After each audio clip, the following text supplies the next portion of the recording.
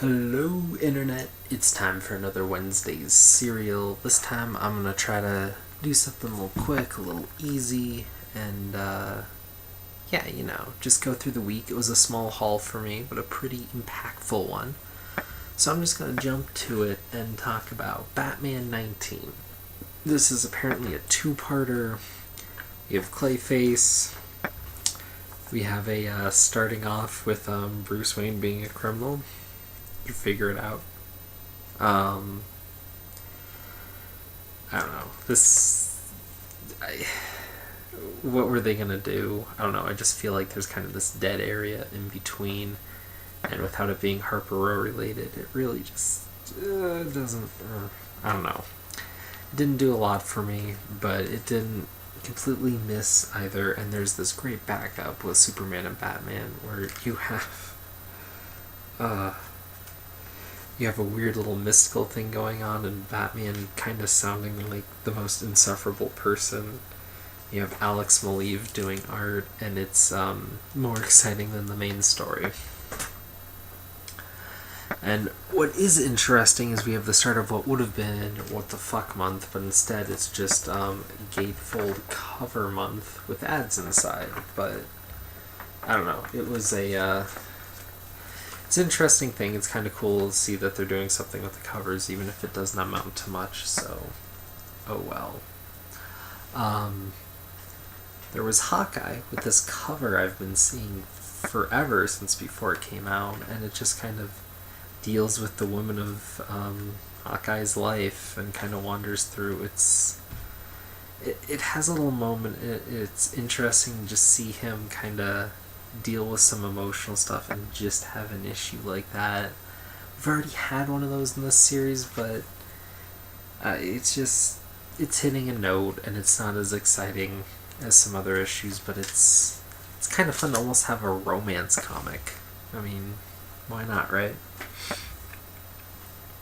And then, of course, the controversial Saga 12 with the Barely There blowjob / bukkake. It's right there in the first 2 pages. And there's some interesting stuff, and there's this really interesting bit with Prince Robot the Fourth talking to this writer. And just little asides about like the reader being the final contributor. Thanks for doing the heavy lifting. You could tell this kind of came from a place of Brian K. Vaughan maybe not having the best day with something else he was writing, maybe, or something. I don't know. It was a very charming issue. It was nice to see one of the more interesting characters come back and kind of be added on to a little, which is something that Saga's been missing, is kind of that everything else in the crazy sci-fi, and this is a toned down bit of that, but it was still a fun ride. And here's hoping that when we get to the next chunk of Saga, it picks up the pace a little bit, moves on, brings us a little more of the crazy, because whereas slowing down and kind of developing has been a nice bit to get us a little more hooked in. I'm feeling the hook, definitely, but it's starting to dig a little too much, and we could use a little pullback to what brought us in at first, I think. But still a great read. But the main book this week for me really couldn't have been any other than Gail Simone pulling a hat trick with Batgirl. Fox had come in and kind of done some stuff with the Gordon brother bit, and Simone's coming and just kind of closing a chapter while opening up the next. And it's a great read. It's a good issue, but if you're going to try to jump on with this issue, you would be wholly lost. I think you could probably parse it out, but maybe not. But it was a great issue to continue, and what's interesting is this is something that Gail Simone has done before. When she was doing Deadpool, and then she built up Agent X kind of from the ground up, she was pulled off for 5 issues. and then the series floundered and died. And then it was such a fan favorite, didn't really have a satisfying and they also wanted to bring Deadpool back. I obviously don't know the circumstances, but they gave Gail Simone 3 incredible issues to toe that line, fix it up, and do what she wanted. And with those issues, she cemented Agent X as kind of a C-list Marvel character at the very least, and he was brought back a little bit in Cable and Deadpool and hasn't really been heard from since. But I'm getting a sense that he might get pulled back up a little bit. But here, she had Batgirl, she was writing it, she obviously got pulled off, and then kind of right as she was getting to what she'd been building on for all the issues prior. And now she kind of gets to come in and do that, and some of it was so well set up that Guy Fawkes had to have enabled some of it, and I don't think he went too far off the rails, and probably worked with Simone, I'm sure, a little bit just to make sure the book would be handled properly.